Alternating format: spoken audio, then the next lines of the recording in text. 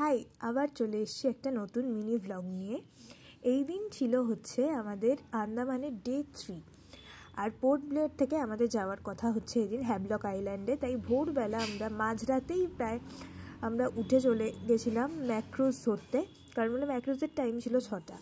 আমরা চলে এসেছি ম্যাক্রুজ ধরার এখানে ওয়াটার পোর্টে, অনেকক্ষণ ওয়েট করলাম।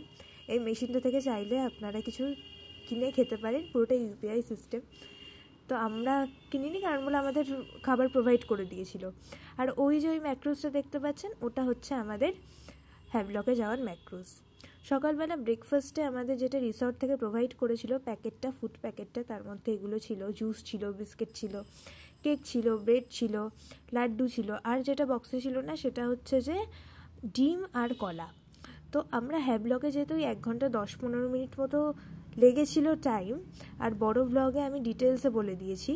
আর ওখান থেকে নেমেই আমরা চলে এসেছিলাম কালাপাথর বিচে, কেননা হোটেলে চেক আউটের টাইম ছিল হচ্ছে, চেক ইন করার টাইম ছিল হচ্ছে 10:30, আর আমরা ওখানে পৌঁছে গেছিলাম 8:30। গিয়ে তো কি বৃষ্টি, আমরা কালাপাথর বিচে ওই কোনো মতো ওই পাড়ে দাঁড়িয়েই যেটুকু টাইম স্পেন্ড করেছিলাম। রিসর্টে চলে এলাম, আর এই যে এখন যে বিচটা দেখছেন ওটা রিসর্টের প্রাইভেট বিচ। আমি লং ব্লগে আরও ভালো করে দেখিয়েছি, আপনারা চাইলে দেখে নিতে পারেন। তারপর আমরা রাধানগর বিচে যাব, তাই আমরা তাড়াতাড়ি লাঞ্চ করে নিয়েছিলাম। লাঞ্চে মেনুতে অনেক কিছু ছিল, কিন্তু আমি নিয়েছিলাম হচ্ছে ভাত, পনির, চিকেন, পাঁপড় ভাজা আর আচার। তারপর চলে গেলাম রাধানগর বিচে। খুব সুন্দর পরিষ্কার একটা বিচ।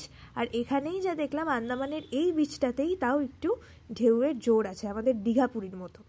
এখানে আমরা স্নান করেছিলাম, স্নান করে আবার ফ্রেশ হয়ে আবার দেখাই যাচ্ছে এখানে কন্টিনিউ বৃষ্টি পড়ছে তো বৃষ্টি থামছে, বৃষ্টি পড়ছে তো বৃষ্টি থামছে, প্রচণ্ড হাওয়া দিচ্ছিল, আমাকে দেখেই বোঝা যাচ্ছিল আই গেস ওই ভিডিওতে। তারপর রিসর্টে চলে আসার পর সন্ধেবেলার টিফিন আমাদের দিয়ে দিল পেঁয়াজি আর চা। তাড়াতাড়ি করে ডিনার করে নিলাম, ডিনারে সেমই মেনু দেখাই যাচ্ছে। বাই।